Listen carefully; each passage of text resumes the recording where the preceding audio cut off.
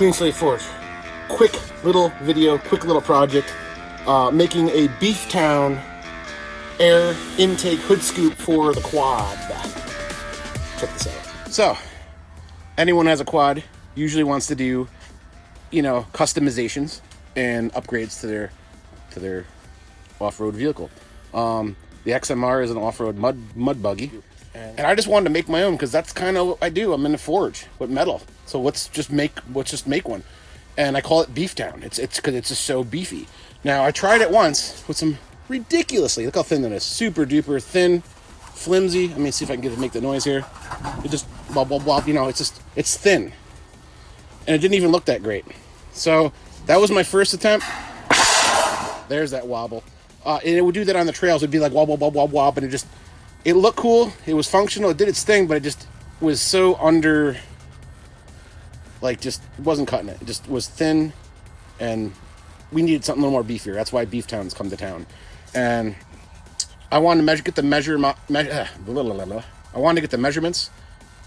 mocked up just right. So what better way to do that than with cardboard? So we get some cardboard, some scissors, some Sharpies, and template, and trace. I actually have the two templates right up here. This is for the top part, and this is for the side triangular pieces. Two of those, and then the top plate.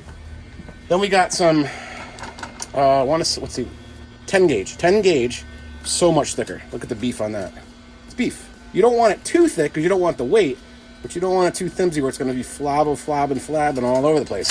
You know what I mean? So, 10 gauge steel. Bring it on over here to the, you know, the Clean Slate Forge mini plasma table. We plasma cut it out, the shapes from the cardboard. Tack welded it to fit over here, and now I'm running some weld line on the inside. I might just do it on the inside there. That way the outside's pretty clean, you know?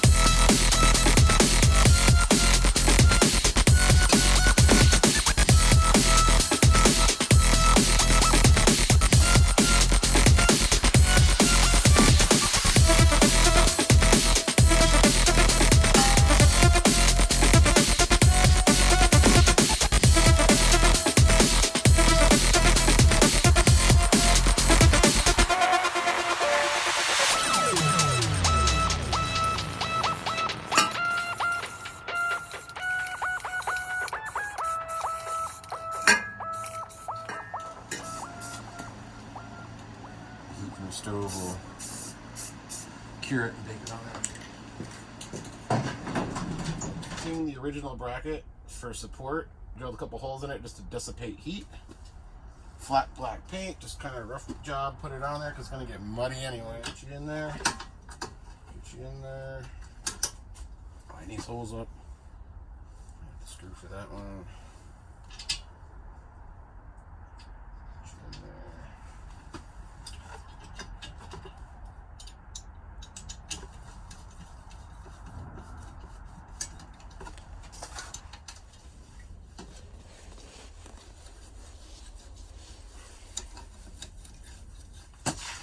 Torqued on. I mean, it's ridiculously solid. Like, that's so much more solid. The other one was like folding and flapping and crazy noises. It looks cool. It's solid. Put this plastic shroud on here.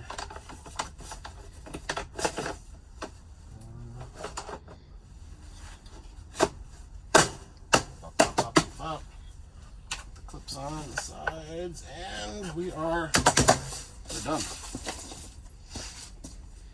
So, really quick and easy, because believe me, it wasn't that painful. It was very, very easy, simple. If you have a welder and an angle grinder, some basic measurement skills, get yourself, I used 10 gauge mild steel, cut it, weld it, measure it, use the original bracket like I did, so you don't have to mess around too much with brackets on getting it installed back on the quad.